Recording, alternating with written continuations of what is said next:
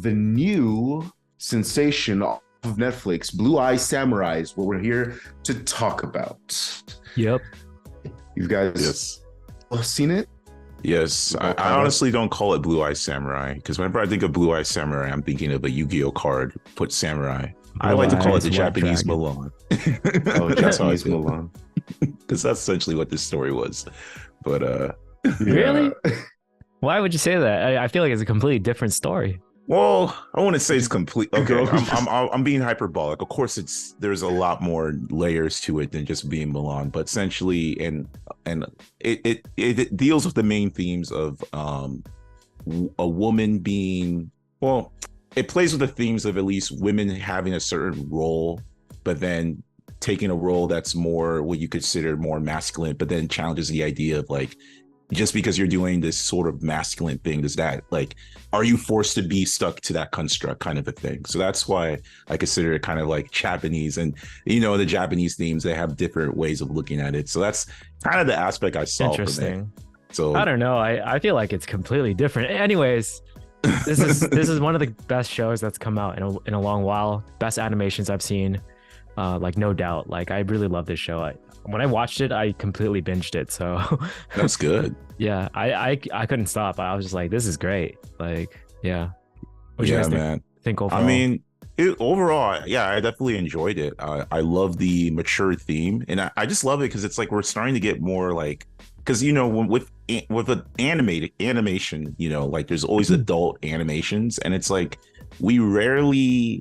For a while, it used to be like anime was our way to experience adult animations. But now that we're opening up and they're seeing there's an audience for it, we can finally explore these like themes, and we can see these like action orientated shows, and we can see them in a mature way and explore these complex themes. And I really love how they did it with this series. Like you really see the gender constructs going on there, as well as just the ideas of revenge, as well as the ideas of just what it means to be a samurai and how it's explored and seeing the nuances. It's just, for me, it's very beautiful. And I'm proud that the way I saw the show, like I was recommended the show from a coworker, and I was like, all right. But then Crystal, for whatever reason, on her Instagram posted something about this. So I was like, all right, I gotta see it. And I'm glad I was able to watch it. So it's definitely been one of the most interesting things. I think I only watched it because like a couple people mentioned it in the Friendsgiving event that I had. And I was like, oh, this sounds very interesting. Like people seem to be into it. So yeah, I'm glad I checked it out. Yeah. Same. I definitely appreciated watching this series. It felt like fresh. Like it's one of those things that's just like something comes along and it just feels fresh. So yeah, I definitely appreciated all of the themes and the aspects of the story that they included here. I think overall it's just great storytelling from beginning to end, like great pacing especially. I think they had a very, very interesting main character in giving her a very unique position that no one else quite has in two ways, not just the fact that she's a female samurai or not technically not a samurai yet, but also the fact that she's mixed blood. And exactly. Yeah, that gives two layers of unique and interesting characterization that made the character very compelling, and her revenge quest the entire time. By the way, I'm curious, did you guys at any point in episode 1 or 2 like think, is this person like male or female? Like I couldn't tell at a certain point. I felt like she was female because of the voice, right? Yeah. But then they showed a lot of like certain scenes that made me think it was more like, oh, it's a guy.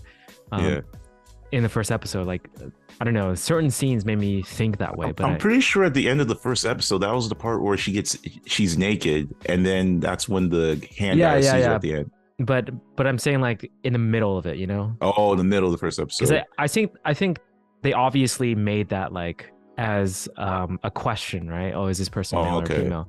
In the beginning, especially since throughout the entire story, everyone thinks that she's male. So I felt like, yeah, I see what you're coming from. I think my assumption was that she was female, pretending to be male from the start, because I genuinely, or I generally, I guess I just assumed that if there's like a question around her gender in this like time period, that would be the explanation. So Gotcha. I think based off of that, I kind of just like defaulted to, oh, she's a girl pretending to be a guy. And that happened to be the case. Yeah, That was I my think for me assumption. it was the voice. The Yeah, voice it was made the me voice. think. It was primarily the voice. Like I was like, but then there were moments in the first episode Yeah, that it's made me true. question it. I was like, this is just like a very girly sounding guy. Yeah. But I thought that was a fun little thing. And it's Oh. one of those. Go ahead. No, her name is Mizu, right? That Yeah, that yeah. means water in Japanese, right? Yeah, Mizu's also Interesting. quite feminine, so Oh, okay, interesting. Is there a significance to that? So her name is water. good question. That water's I'm not- fluid. Maybe it could be playing Water's to the fluid. Yeah. so it's like the identity is like Yeah, girl or Think guy, mixed blood. yeah You know. Yeah, yeah. I'm so curious though, like, because I want to dive a little bit deeper into Mhm, certain parts of the story. Like, mhm. how'd you guys feel about like the past scenes? I guess not. I think the whole like apprentice master stuff was great, but I'm more so I'm curious to what you guys thought about like her mother dying or like her fake mother dying, and her Oh, Oh, her the husband and everything. husband. Yeah, I think that was a very interesting revelation because I Yeah. was very surprised to see that she Yeah. got married. Like she had a whole domestic life arc. she Yeah. got married and became a wife. She had a husband. But ultimately it was like super tragic because yeah, there's a betrayal and we're not 100% sure if the betrayal came from the husband or from the mom, but she just ended up killing both of them. Or well, she she technically killed the husband yeah. and the husband killed the mom. But like, yeah, no, that was a very tragic like ending to that whole thing. Mhm. I was kind of like in the middle of that story, I was kind of hoping that like, oh, she has something to go back to, like she has a life that she can go back to. mm, But yeah, I think that whole arc, or just seeing that she went through that, made her character more interesting to me, and also like made her character fuller rather than just like a pure revenge sort of thing. Mhm. Like there's been tragedy in her life, and the person that she thought was her mother the entire time was just someone who was addicted to drugs and would just get them however she like she didn't care about her actually. mhm, And that revelation is probably why she didn't protect her, right? mhm. But I'm so curious because her whole revenge is based around her promising her mother that she's gonna kill all these gaijin white guys, right? Mhm. Or white people, the four that are in Japan. But like, if she was promising who she thought she was her mother that's dead, like why does she still like care about that, you know? I think that it could also be a blame for her lifestyle because again, the idea being white there was considered a demon. So it could be also being like, oh, I'm a demon. I'm gonna kill the people who Yeah, forced yeah. me to be that. So there could be also be a resentment towards it as well. That's true. I believe there is, but I feel like there's a hidden reason that I think they're going to reveal later on that's going to be like very interesting. Hmm. Especially since she's already killed one of the Caucasian people. So Yeah, and that's another thing. There's like 4 of them apparently. So it's Yeah. like, are they gonna do like 4 seasons? Each season she's gonna kill another person. well, and she didn't kill this guy, so Yeah, Fowler. yeah, that's true. He did. She Yeah, didn't. I thought that was a good decision because it's so much more interesting to keep around a villain that they actually made interesting and gave progression to, and now we sort of know him as a character. And Mhm. And he's voiced by Kenneth Branagh. Like I figured that out halfway through. Kenneth Branagh, he's like he did a bunch of like Shakespeare movies and stuff like that. And he's also the director of Thor, the first Thor wow. movie. he Oh directed. wow. Okay. He's directed a bunch of other films too. But like, yeah, Kenneth Branagh is Fowler. I was like, what? It's Interesting. crazy. yeah, I thought his character was quite compelling, even though he was obviously like a villain. And some of the things he did and said, I was just like, I hate this guy. But like, he's still compelling as a character. Yeah. I guess one thing to get off, and I know this is gonna, I guess, a side tangent. Like, do you guys feel like this is sort of like, or at least would you consider this like an underrated gem? Because I don't really feel like, I mean, besides our circle, I don't really see much people talking about this, and it is popular on Netflix. But it's like, even the way I heard about it, right? It was like a word of mouth of like, oh, check this out. Like it was like a Yeah. like Like, and honestly, like again, if I didn't get like, if it wasn't for the fact that Crystal even mentioned it in the post, I probably wouldn't even cared, even though my coworker was Hey. gushing about it, you know? I mean, like, that's the thing. Some of the best stuff out there gets spread around through word of mouth, right? Hmm. So hopefully people will hear and listen and feel that we love this show a lot, and they'll watch it from there, you know? Yeah, for sure, for sure, for sure. It's just interesting to me because it's just like even when I look up on YouTube, like I don't really, maybe it's because so much stuff came out, but it's like I would expect from the quality that I saw that there would be more talk or buzz about this, but Yeah. not as much as I would think. But I don't know. That's just my take on it. It's just very interesting. Yeah, I think this is an amazing show. I like I enjoy so much anime, and there's like great stuff out there for anime, but when it comes to storytelling, there are certain animations that do it like better, like Arcane and Avatar Last Airbender. Like they just have something different about their storytelling. And this is one of those shows that's also different. Hmm. Like there's more thought put into it, and there's more structure, well, like good pacing and everything. Compared to a lot of anime, I feel is like it's kind of all over the place, and sometimes doesn't pay off in the best way. Mhm. How many seasons do you think you can see this going for? I mean, if it keeps up like this level of storytelling, as long as it wants, right? As long as it wants. Give you 8 seasons. No, honestly, like if Yeah, I think. go ahead. Oh, sorry. Yeah, no, I think that it's important to also acknowledge that the creator of the show, or one of the creators of the show, is also the writer for Logan. And I think that was one of the key things that also alerted me to the show. Was I heard that like, oh, the writer of Logan made a cartoon. I was like, oh, interesting. So yeah, I think that's part of what went into how there was so much thought and consideration put into this story. Mm-hmm. Yeah, I think what was some of your like favorite moments from the show? I think for me, we kind of like brushed over the whole master apprentice thing at the beginning, but I feel like that's probably some of like my favorite, that might be one of my favorite tropes in fictional storytelling. Yeah, it's like, especially if you have like this whole sequence of somebody learning how to forge their own weapon, and they're like being taught by their master. Like Sokka had his that's exactly what I was thinking. Yeah, I was like, it gave me so much Avatar vibes when they're like forging the steel and everything, especially from a meteor. exactly that whole thing. And then also like the Aragon books from when I was a kid, like there was a whole like sequence where he's making his own weapon. So yeah, that kind of stuff, like that theme, that motif is like one of my favorite in storytelling. So I really appreciated that here. Yeah, I enjoyed it a lot too. I only brushed over it because I was trying to specify which past moment I was talking about. That's it. Mm-hmm. But I very much enjoyed it. I thought the whole blind, like sort of blind character not seeing that she has blue eyes, so he obviously can't discriminate. But it's also like interesting in that sense too, because it's basically like she's a normal person, completely normal person.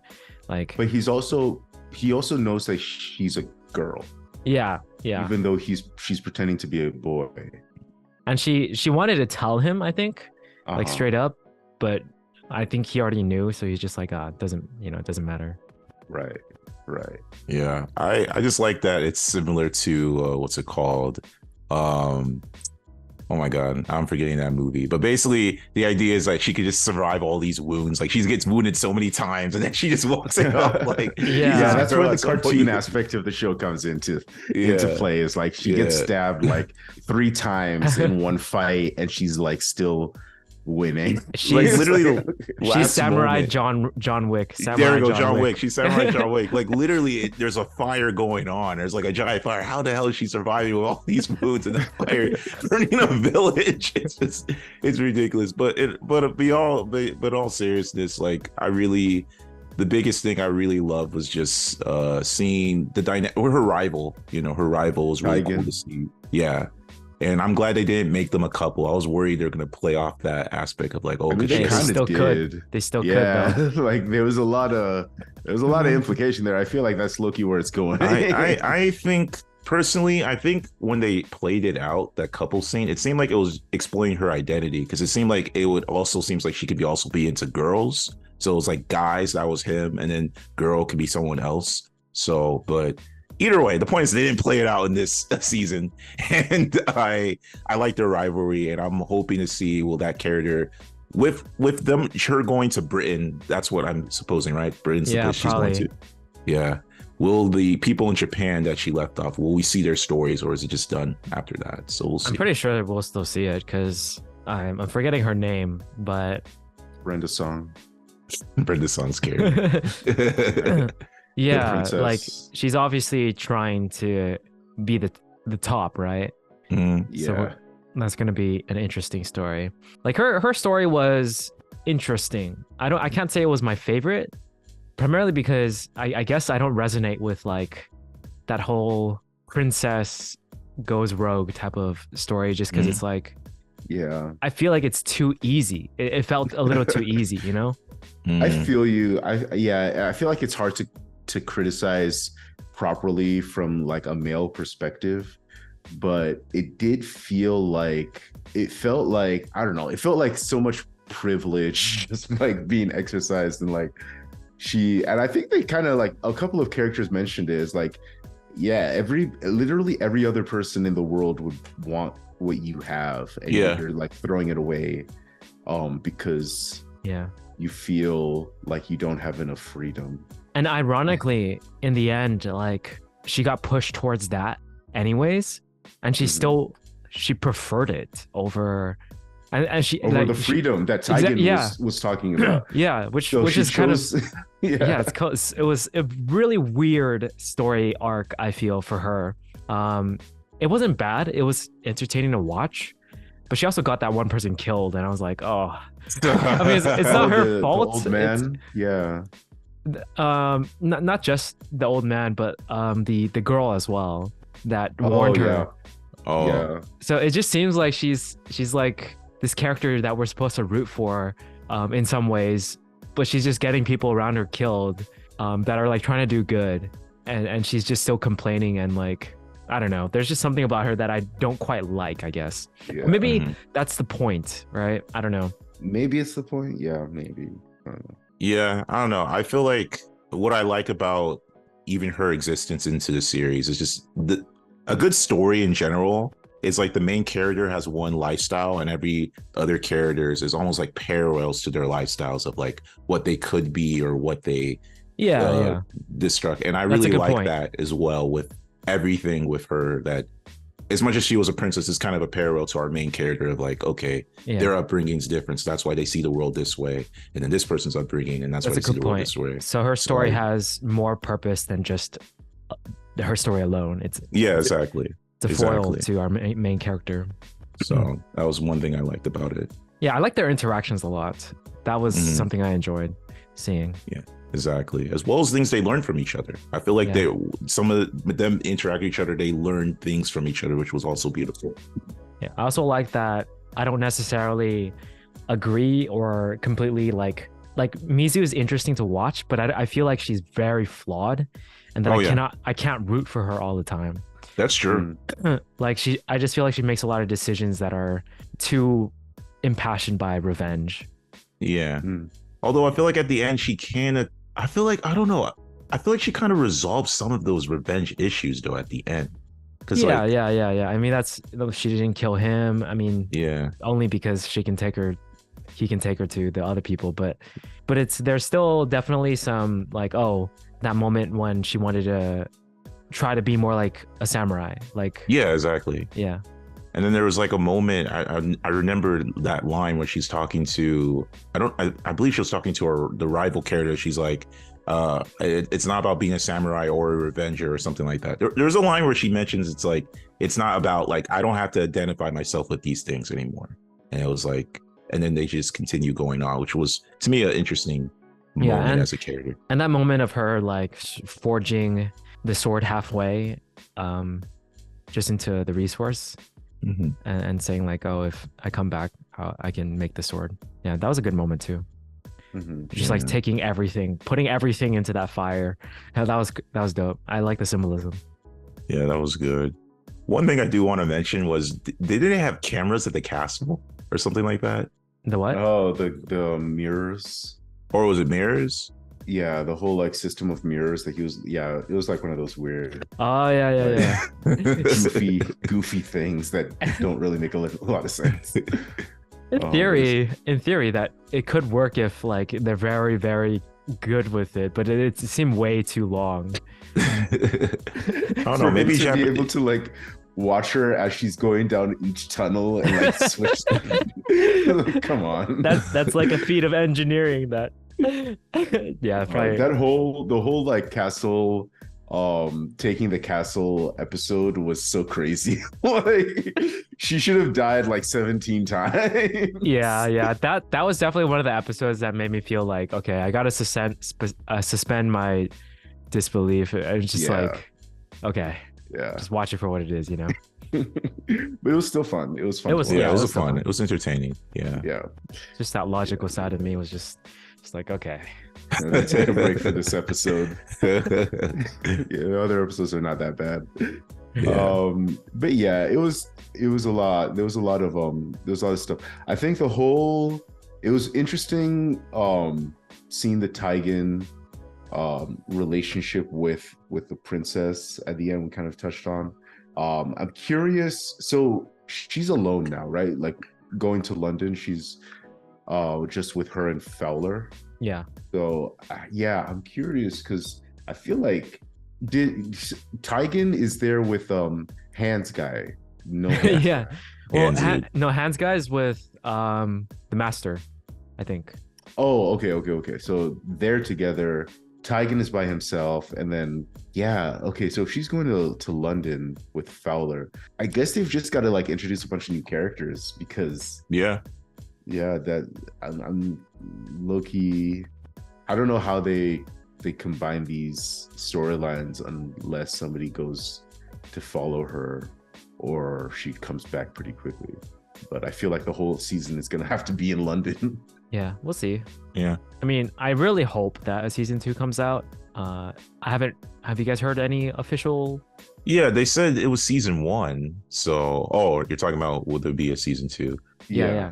I don't know, because like I said, this goes back to what I mean, that this seems to be like an underrated gem. However, if it's doing well on Netflix, I can't imagine them not wanting to I've have a heard season 2. that Netflix has a history of shutting down good shows. That's Yeah. true. That's Yeah. true. But I can't imagine. I don't know if it's in the top 10. That's just tricky. Yeah, Yeah. I don't know. We'll What'd you have to guys- see. It What'd you guys hasn't been think of- confirmed yet. Hands guy Ringo. Oh, Ringo. I like them. Like, Yeah. He was I a really fun like him. character. definitely, probably one of my favorite characters. Probably the favorite character.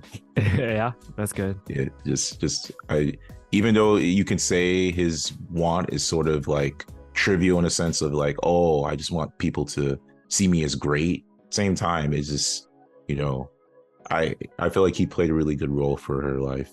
Yeah, I mean, he just wants to be great at something, I think. Yeah, Or like eventually that became help Mizu become great or Exactly. help greatness. help greatness. Yeah. But I thought his dynamic with Taigen and the other characters was like really fun. Hmm. Yeah, he had I guess he was like the comic relief Definitely. sort of. So yeah. Yeah. Um, I'm so surprised. I thought like when he kicked the big guy off the cliff, that yeah, he would I be thought dead. I think they should have given him a higher kill count. Yeah. Yeah, that was like so smart. I was like, wow. But then he came back, so I was like, oh, I guess it sort of diminishes what he did earlier. Yeah. But he still Yeah. saved them with the horses, so Exactly. Yeah, it was Um, good. yeah. But that other villain was fun to watch too. The one who sent the hundreds of arrows. Oh my yeah. god. That was such a great scene, honestly. Yeah. Yeah, I man. think that's one of those things is like that's just one of the cool things about this show is like it'll take turns that you just don't expect based on how storytelling typically goes. Because it's like, oh, I have like I have 400 archers that are ready to kill you at any moment. It's like, okay, well, maybe you're lying, maybe you're not. Let's not, do anything crazy. But she just cuts his hand off. It's like, he's probably lying. It's just like, wait, that's not how this usually goes in the movie. Oh, but it worked out. Yeah. It worked out pretty well. There was just so many memorable, great moments and scenes. And yeah, just wonderful, masterful storytelling, honestly. Mhm. Agreed. Definitely. Yeah. Yeah. Well, any other last thoughts? I feel like we could easily talk about this way longer, but I think I've fulfilled or satisfied my Fulfilled. desire to talk about it for now. Yeah, I'm man, excited for season 2. Yeah, hopefully it gets to season 2. I'm positively sure it should. Like, I'm 100%, but if it doesn't, we're gonna have a riot. Definitely.